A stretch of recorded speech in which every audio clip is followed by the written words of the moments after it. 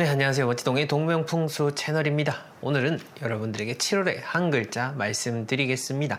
매월 한 글자씩 소개시켜드리고 있죠. 이 글자가 어떤 의미를 가지는지, 이 글자를 어떻게 여러분들의 삶에 적용하면 되는지를 제가 확실하게 알려드릴 테니 끝까지 잘 지켜보시기 바랍니다. 네, 7월의 한 글자를 소개시켜 드리기에 앞서서 늘 말씀드린 것 있죠. 이 글자를 단순히 알고 끝나는 것이 아니라 이 글자를 여러분들이 매일 100번씩 쓰시고요. 이걸 쓴 거를 또 직접 사진을 찍어서 저희가 카페에 올리시게 되면은 다른 사람에게 선언을 하는 그런 효과가 있습니다. 그렇게 해서 작년부터 계속해서 저희와 동참하고 계신 분들이 계시는데요. 여러분들도 이 대열에 합류해서 삶을 바로 바꿔 나가시길 바랍니다. 자, 7월의 한 글자는요, 바로 쉴휴자입니다. 쉴휴, 7월하고 참 어울리는 글자이기도 하죠. 7월달 여러분들 휴가에 대한 계획 세워 놓으셨을 텐데 그에 맞춰서 오늘의 글자를 한번 더 잘 새겨보시면 좋을 것 같습니다. 지난달에는 무슨 글자였는지 기억하시나요? 바로 밝을 명자였습니다. 어두웠던 자리를 환하게 밝히는 그러한 시간들이었고요. 이번 달에는 이제 본격적으로 조금 더 쉬는 그런 시간을 가져야 되는데, 우선 이 쉴휴자에 대한 그 글자에 대한 풀이 먼저 한번 볼 텐데요. 쉴휴자, 설문해자를 바라보게 되면은 사람이 기대어 쉰다라는 형태를 말해주고 있습니다. 어디에 기대어 쉬느냐? 바로 나무에 기대어 쉬고 있고요. 이 나무라고 하는 것 단순히 나무가 아니라 이 자연의 원리 등을 여러분들이 생각하시면 되겠습니다.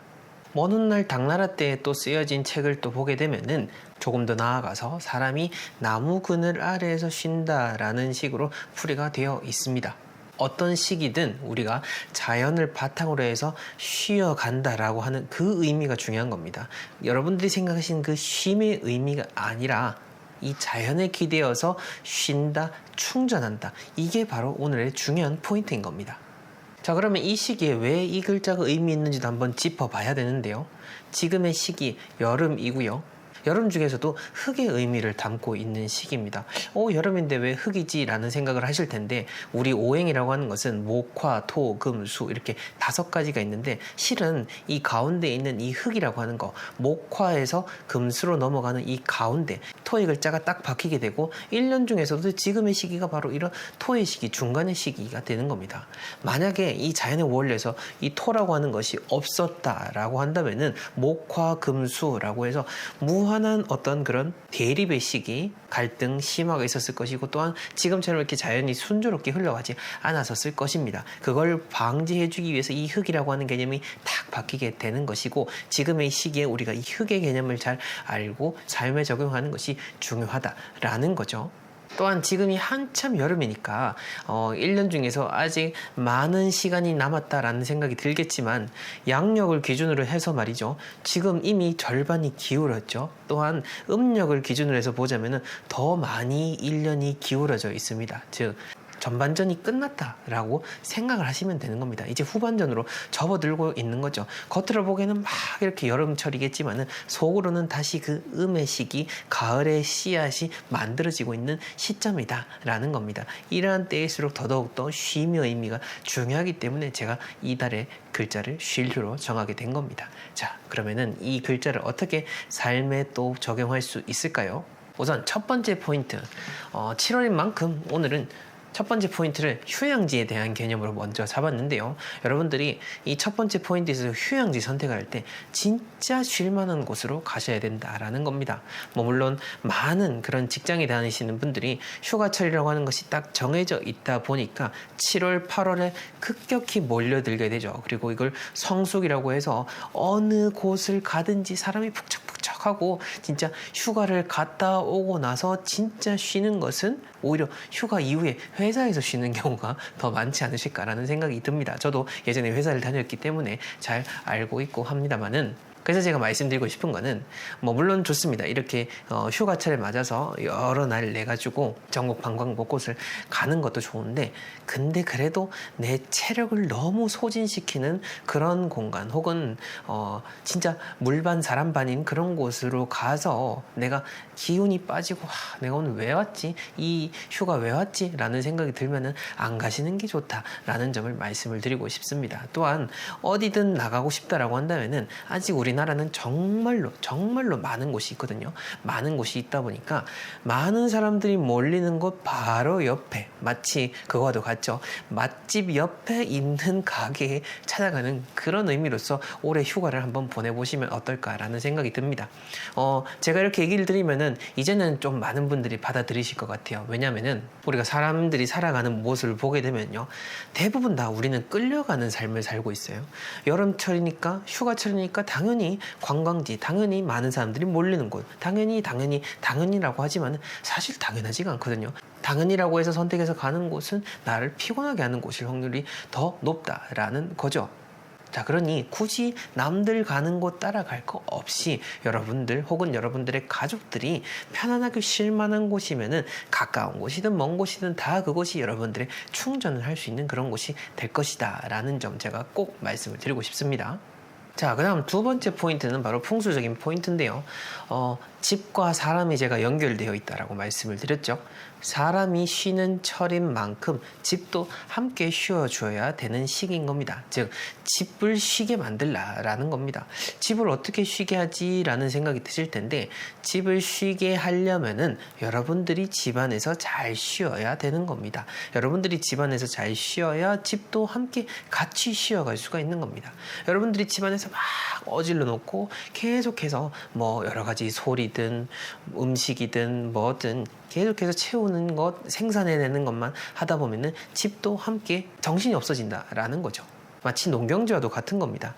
이 농경지도 휴경기가 있어야 되는 것처럼 우리 집도 내가 쉴 때 함께 쉬어주면 좋겠죠. 뭐 여러분들이 잠깐 집을 비우는 것도 집의 입장에서는 쉬어주는 개념이 될 수 있을 것이고, 그런데 집에서 여러분들이 머물면서 함께 쉴 수 있는 공간을 만들어가는 것, 그것이 정말로 중요한 겁니다. 이 집안에서 내가 편안하게 쉬지 못한다라고 하는 분 생각보다 많으실 거예요. 저도 많은 집들 다녀보고 하지만 이 집안에 진짜 쉼의 공간을 만들어 놓으신 분들이 생각보다 별로 없더라고요.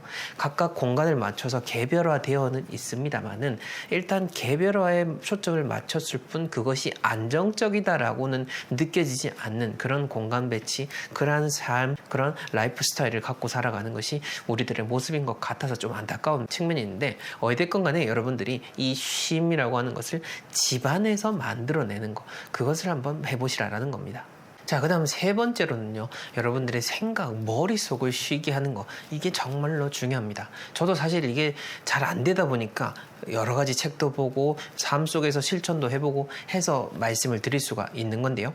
생각이라든지 뭔가 끊임없이 돌아가는 이 마음이라는 걸 쉬게 하는 것이, 이것도 연습이 되지 않으면 참 어렵다라고 볼 수가 있는 건데, 근데 이게 되어야 진짜 충전이 될 수가 있는 겁니다. 가장 간단하게 여러분들이 실천할 수 있는 방법은요, 바로 멍 때리는 겁니다. 멍 때리는 거. 진짜 아무것도 안 하고 그냥 넉 놓고 있는 거죠. 특히 집안에서 정말 멍 때리고 턱 놓고 있는 시간이 정말로 중요합니다.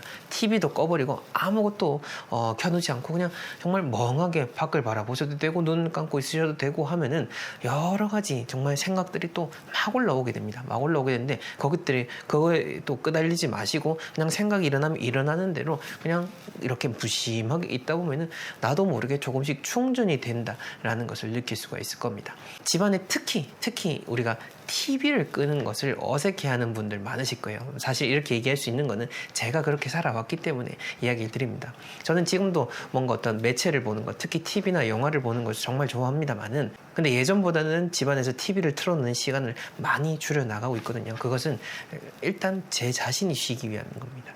우리가 영화를 보고 재밌는 걸 보면 쉬는 것 같지만 사실은 아니거든요.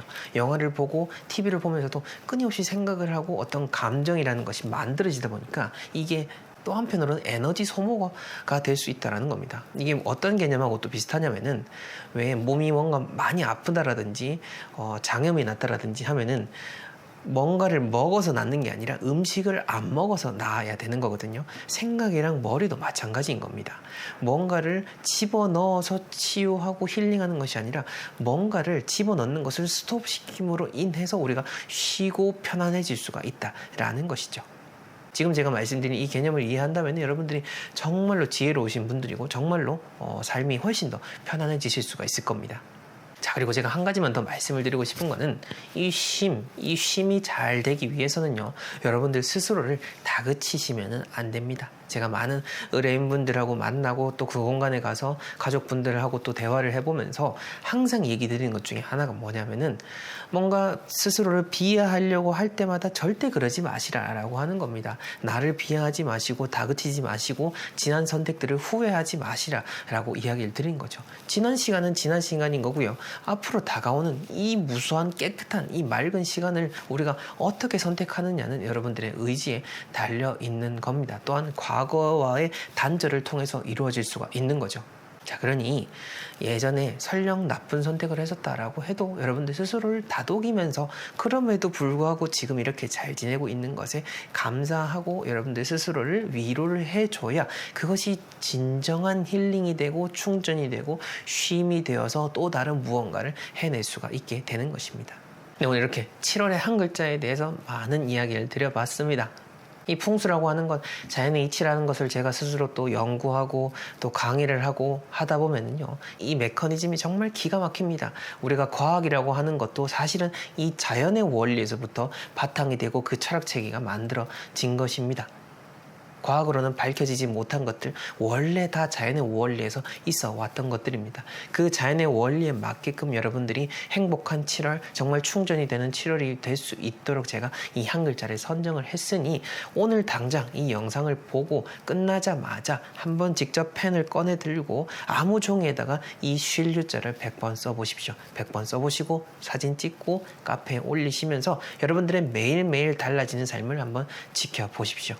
이 재미를 느끼게 되는 순간 그때부터 여러분들의 삶은 변하게 될 것입니다. 멋지동의 동명풍수 채널, 오늘 내용은 여기까지고요. 다음 시간에 더 의미 있는 내용으로 찾아뵙겠습니다. 감사합니다.